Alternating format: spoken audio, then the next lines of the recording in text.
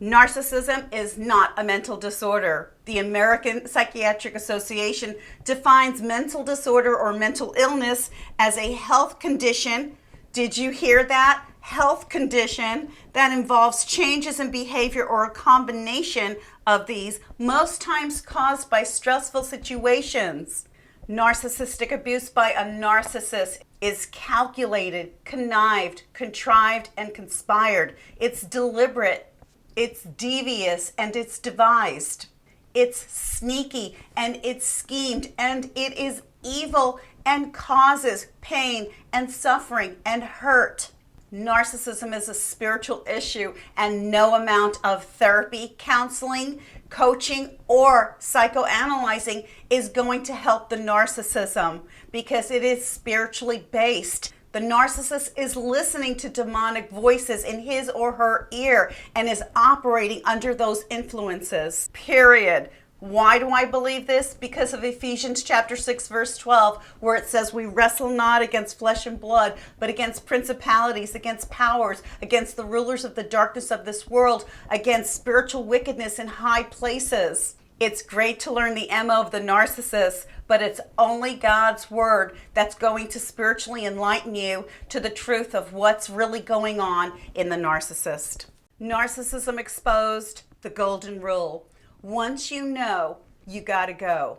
Anyone who deliberately lies to you, once you know, you gotta go.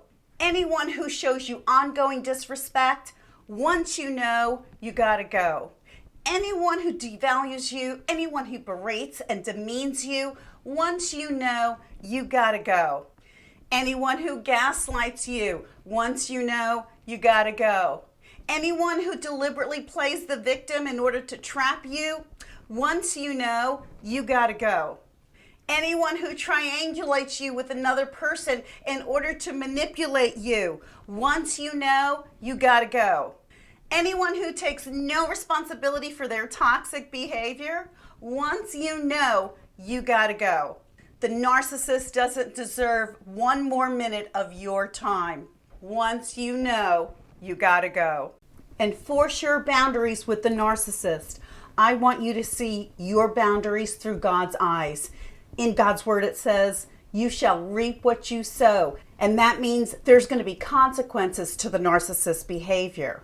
In Galatians chapter 6, verses 7 and 8, it says, don't be misled. You cannot mock the justice of God. You will always harvest what you plant. Those who live only to satisfy their own sinful nature will harvest decay and death from that sinful nature. But those who live to please the Spirit will harvest everlasting life from the Spirit.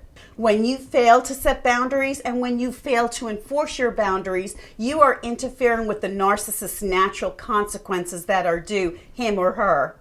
And you are reinforcing bad behavior and you are becoming an enabler.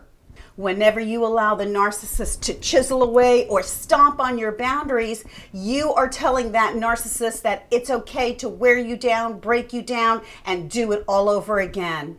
In Proverbs 19, verse 19, it says, a man of great anger will bear and should bear the penalty. But if you rescue him or her, you will only have to do it again.